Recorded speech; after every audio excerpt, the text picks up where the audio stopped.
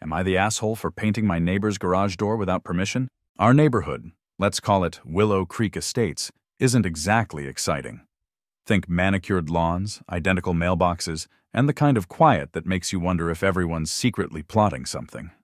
It's the kind of place where you can set your watch by Mrs. Higgins' daily power walk and the Johnson twins' synchronized bike rides. Cookie-cutter suburbia at its finest. Most people keep to themselves, wave politely, and only really interact during the annual block party, which is, admittedly, pretty decent. There's a sort of unspoken agreement.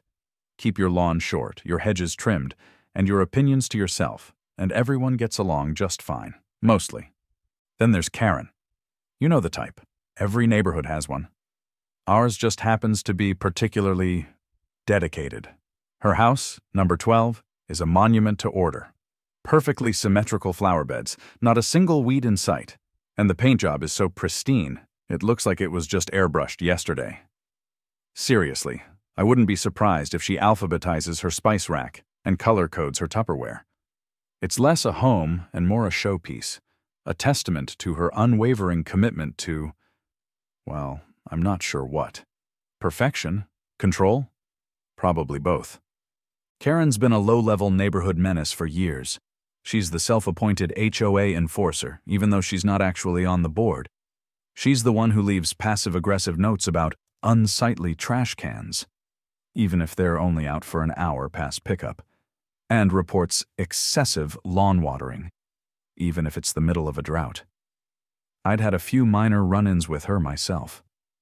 Last summer, she complained about my overhanging rose bushes, which, let's be real, were barely touching the sidewalk. And then there was the great garbage can lid debacle of a 22, where she left a strongly worded note because my lid wasn't perfectly aligned with the can. I swear the woman has a laser focus for minutia. So, the door, my front door, well, it was teal. A nice, vibrant, cheerful teal. Not neon, not obnoxious. Just a pop of color in a sea of beige and taupe. I'd painted it last spring, after finally getting around to replacing the old, peeling one. I'd agonized over the color for weeks, flipping through paint swatches like I was choosing a life partner. Teal just felt right.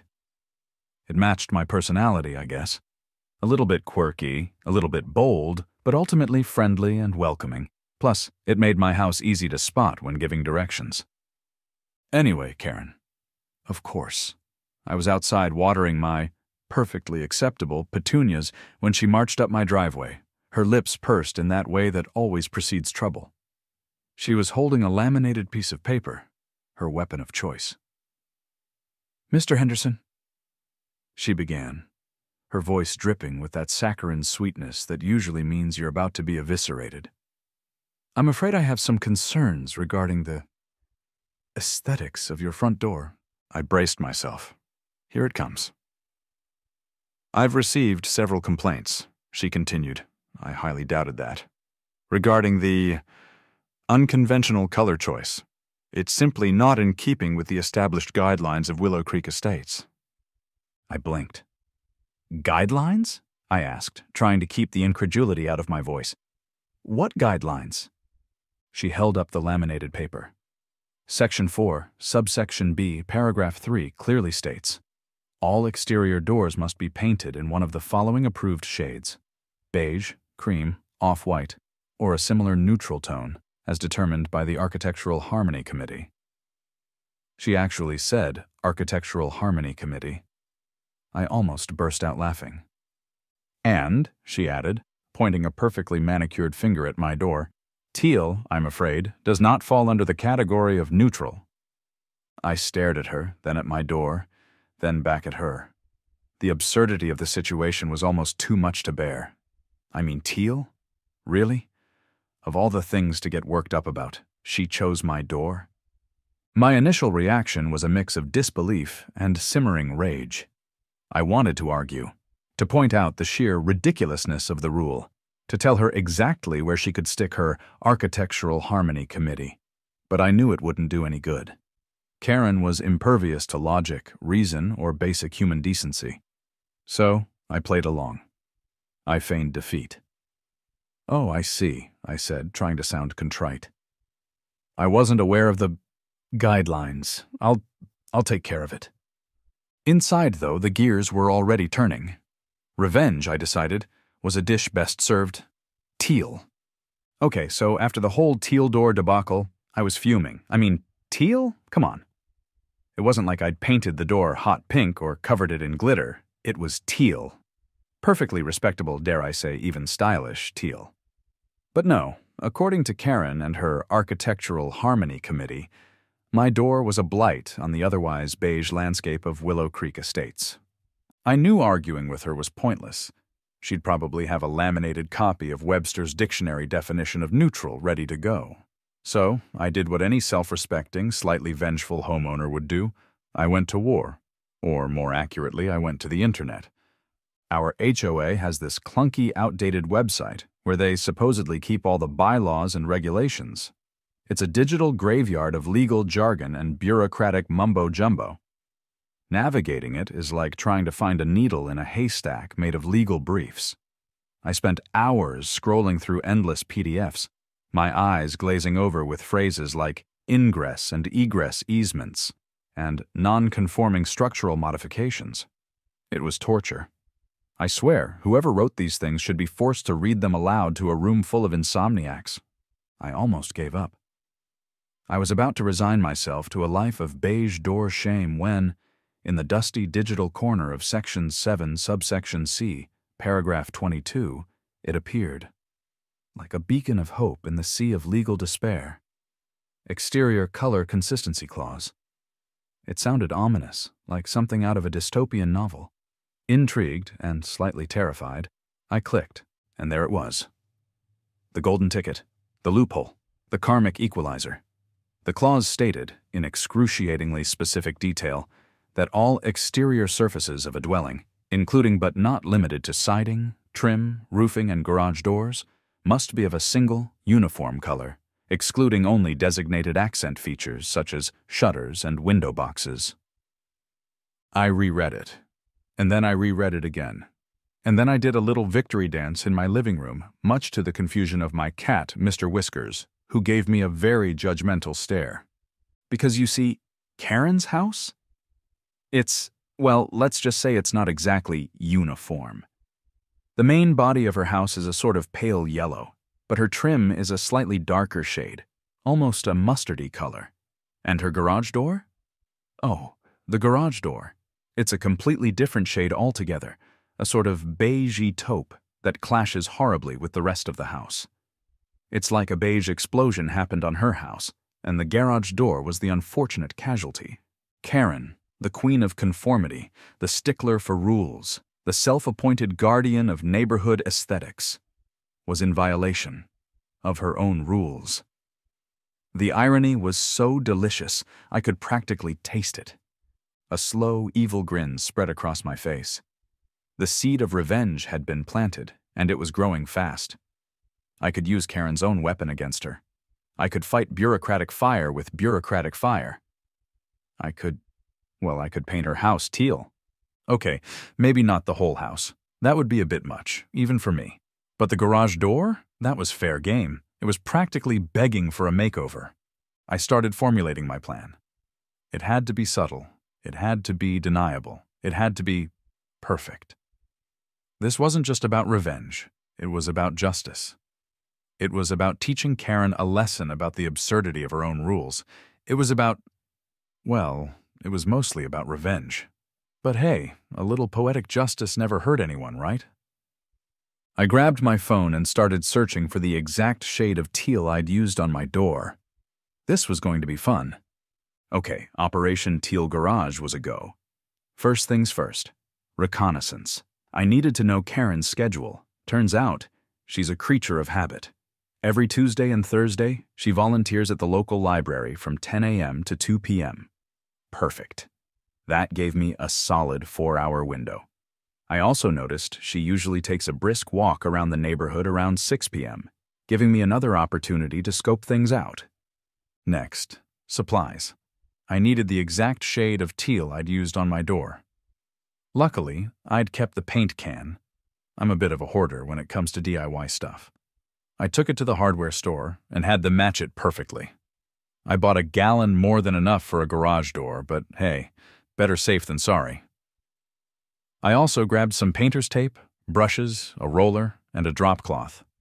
I even splurged on one of those fancy paint suits, the kind painters wear so they don't get paint all over themselves. I figured if I was going to do this, I was going to do it right. And maybe, just maybe, I could use it as a disguise later. I did consider enlisting a friend, but honestly, this was something I wanted to do myself. It felt personal. Plus, I didn't want to involve anyone else in my potentially illegal but totally justified act of petty revenge. The day of the teal inning dawned bright and sunny. Perfect painting weather. I woke up with a mix of excitement and nervous butterflies. Was I really about to paint Karen's garage door teal? What if she came home early? What if someone saw me? What if the paint didn't match perfectly? So many what-ifs. But I pushed them aside. This was for justice. This was for teal door freedom. I waited until I saw Karen leave for the library, then I sprang into action. I put on my paint suit. It made me feel like a professional, even though I'm anything but, grabbed my supplies, and headed over to Karen's house. My heart was pounding in my chest. I felt like I was pulling off a heist, except instead of stealing something, I was adding something. Namely, teal paint. I parked my car a few houses down just in case, and walked casually towards Karen's house, trying to look like I belonged there. I even gave a friendly wave to Mrs. Higgins, who was tending to her prize-winning petunias. She just smiled and waved back. Clearly, she suspected nothing.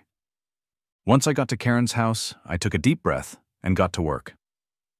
First, I taped off the edges of the garage door, being extra careful to get a clean line. Then, I laid down the drop cloth to protect her pristine driveway. I didn't want to damage her precious concrete while I was busy beautifying her property. And then, the moment of truth.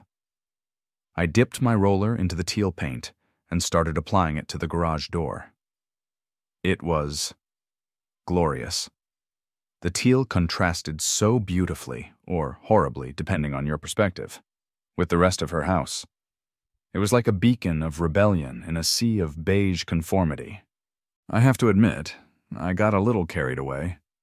I was so focused on the painting that I almost didn't notice Mr. Whiskers, my cat, had followed me and was now sitting on the drop cloth, watching me with his usual judgmental stare. "Seriously, Mr. Whiskers?" I muttered. "You're going to judge me too?" He just blinked slowly, as if to say, "You're making a huge mistake." As I was finishing up the second coat, I heard a car pull into the driveway. My blood ran cold. Karen, she was home early. I panicked for a second. Then I remembered my plan. I took a deep breath, put on my most innocent expression, and turned to face her. Karen's face was a picture. Her mouth was hanging open, her eyes were wide with disbelief, and her face was slowly turning an alarming shade of red. What is the meaning of this?" She sputtered, pointing a trembling finger at the teal garage door. "Oh, hi, Karen," I said, trying to sound as cheerful as possible. "I was just helping you out." "Helping me out?" she shrieked. "You're painting my garage door teal." "Yes," I said calmly. "I noticed that your garage door wasn't in compliance with the HOA's exterior color consistency clause. Section 7, subsection C, paragraph 22. The one that states all exterior surfaces must be a single uniform color." Karen stared at me, her mouth still gaping open. But, she stammered. "I know, it's a very specific rule," I continued. "But you've always been so diligent about following the regulations. I just wanted to help you avoid any potential fines or reprimands from the HOA. I even used her own logic against her, emphasizing the importance of following the rules." Karen was speechless. She just stood there, staring at the teal garage door, her face a mask of pure, unadulterated rage. I almost felt sorry for her. Almost. I, she finally managed to say, "I'm going to report you to the HOA." "Oh, I'm sure you will," I said with a shrug. "But I've done my research. Everything I've done is technically within the guidelines." I even gave her a little wink. Karen glared at me, then at the garage door, then back at me. She looked like she was about to explode, but she didn't. She just turned around and stormed into her house, presumably to call her Architectural Harmony Committee friends. I watched her go, a slow smile spreading across my face. Operation Teal Garage was a success, and honestly, it felt good, really good. Karen's reaction was, well, let's just say it was Oscar-worthy. I half expected her to burst into flames right there in her driveway. Her face was so red, I was genuinely concerned she might have a stroke. She sputtered, she fumed, she waved her arms around like a malfunctioning windmill. She even stomped her foot, which honestly was kind of adorable considering she was wearing those little pastel-colored gardening shoes. You've ruined my house! She finally shrieked, as if I'd spray-painted her entire house with graffiti. Ruined! This is an act of vandalism! I'm calling the police! Karen, I said calmly, trying to maintain my composure, it's just paint. It can be removed. But the color, she wailed. It's teal. Yes, I replied. It's the exact same shade of teal as my front door, remember? That seemed to send her over the edge. She threw her hands up in the air and let out a scream that could probably shatter glass. This is an outrage, she yelled. I'm going to sue you. I'm going to take you to court. You'll pay for this. I just shrugged. Good luck with that, Karen, I said. I've got all the documentation right here. I patted my pocket where I'd stashed a printout of the HOA bylaws, complete with highlighted sections. Besides, I added with a wink, you're the one who taught me the importance of following the rules. And then, the most amazing thing happened. Mrs. Higgins, who had been watching the whole spectacle from her front porch, started clapping, slowly at first, then with increasing enthusiasm. And then Mr. Johnson from across the street started cheering. And then a couple of other neighbors came out of their houses, and they started clapping and cheering too. It turned out Karen wasn't exactly beloved in the neighborhood. Apparently, I wasn't the only one who had suffered at the hands of her petty rule enforcement. There were whispers of other incidents: the great lawn ornament dispute of 21, the flagpole fiasco of 22, and the infamous hummingbird feeder hullabaloo of 23. I'm not even kidding. It seemed I had become an accidental hero, a champion of teal doors and reasonable landscaping. The neighborhood was finally united against Karen. The HOA, predictably, got involved. They sent a very polite, very carefully worded letter to both Karen and me, requesting a meeting to discuss the exterior color situation. The meeting itself was interesting. The HOA president, a mild-mannered man named Bob, tried to mediate, but Karen was having none of it. She was still fuming, still threatening legal action, and still insisting that I had ruined her house. I, on the other hand, played it cool. I presented my case, citing the infamous exterior color consistency clause, and pointing out that Karen's house was, in fact, in violation of the very rules she so diligently enforced. Bob looked uncomfortable. The other HOA members looked amused, and Karen looked like she was about to spontaneously combust. The HOA's official ruling?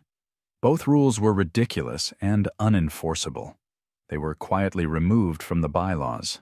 As for the garage door, Karen was given a reasonable amount of time to rectify the situation. Now here's where things get interesting. Karen, of course, refused to repaint her garage door. She was adamant that she was in the right, even though everyone else in the neighborhood, and even the HOA, thought she was being ridiculous. She even tried to argue that teal was a neutral color, citing some obscure article she'd found online. The other neighbors, however, were not having it. They decided to take matters into their own hands. They organized a teal garage door repainting party. Everyone chipped in a few bucks for paint and pizza, and one Saturday afternoon, the entire neighborhood descended on Karen's house, armed with paintbrushes and rollers. They even played music and had a barbecue. It was like a block party, but with a purpose. Karen, of course, was apoplectic. She stood on her porch screaming and yelling, but no one paid her any attention. The neighbors just cheerfully painted her garage door back to its original beigey taupe, all while enjoying the sunshine and the camaraderie. The whole thing was incredibly surreal. It was like something out of a movie. And the best part? Karen never apologized. She never admitted she was wrong. She just faded away. She stopped hosting her meticulously planned garden parties. She stopped sending passive-aggressive notes. She even stopped power walking around the neighborhood. It was like she had just given up. Eventually, she put her house on the market and moved away. No one knows where she went, but everyone in Willow Creek Estates breathed a collective sigh of relief. The reign of Karen was finally over. As for me, well, I became a local legend, the teal door defender, the garage door guru. I even got a plaque from the neighborhood association, a real one, not a passive-aggressive note, that read, "To Mr. Henderson, for bringing color and community spirit to Willow Creek Estates." I still have my teal front door, and every time I look at it, I smile. It's a reminder that sometimes a little bit of rebellion, a little bit of teal, and a whole lot of community spirit can go a long way. And that sometimes, just sometimes, karma really does have a sense of humor. And maybe, just maybe, it comes in teal.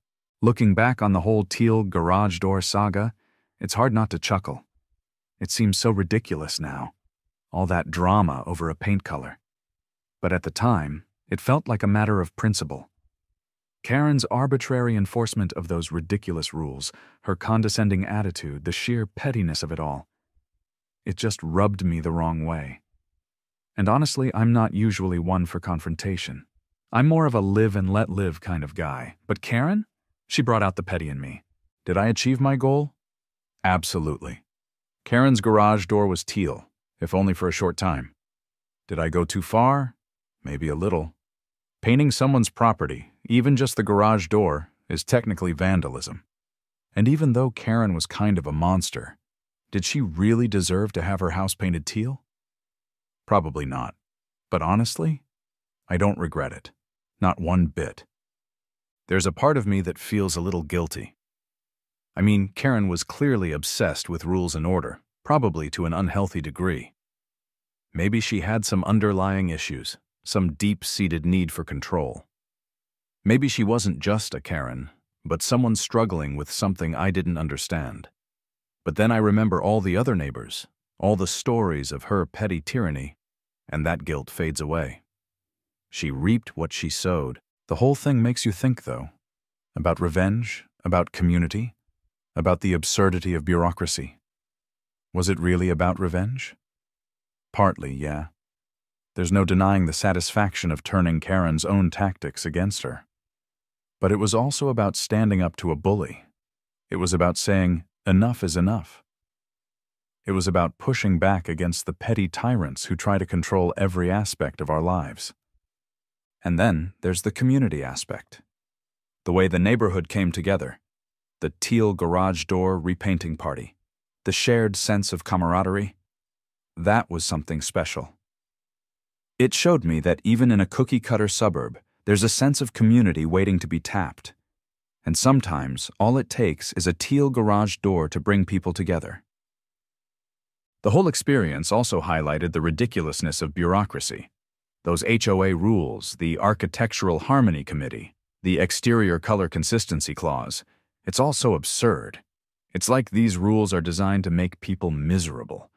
And Karen, bless her heart, took them way too seriously.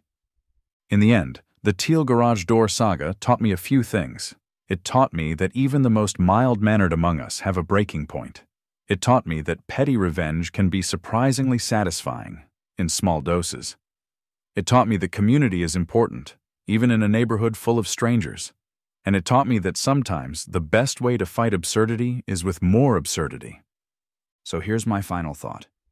Don't take life too seriously. Don't let the Karens of the world get you down. And if someone tries to tell you that your front door is the wrong shade of teal, just smile, nod, and then maybe, just maybe, paint their garage door the same color. Just kidding. Mostly. Karen fined me for my teal door. I found a dumb rule about house colors that her house violated. I helped her fix it by painting her garage door teal. The neighborhood threw a party to repaint it. Karen moved. I'm a local hero. Don't mess with a man's teal door.